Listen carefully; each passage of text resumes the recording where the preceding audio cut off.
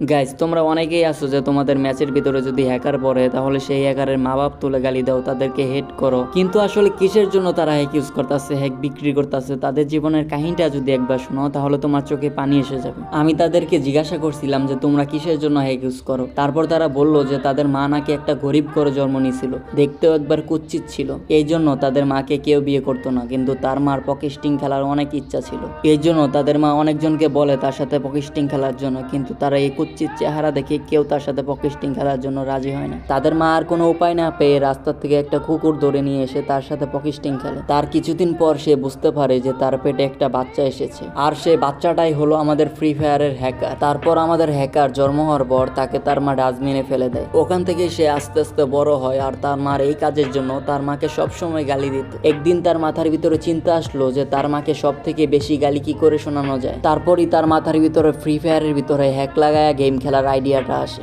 আর তাদের আইডিয়াটা সফলভাবে কাজে লাগে। ঠিক এই জন্য তাদের মা বাপ তুলে গালি দিলে তাদের কোনো যায় আসে না, তারা আরো খুশি হয়।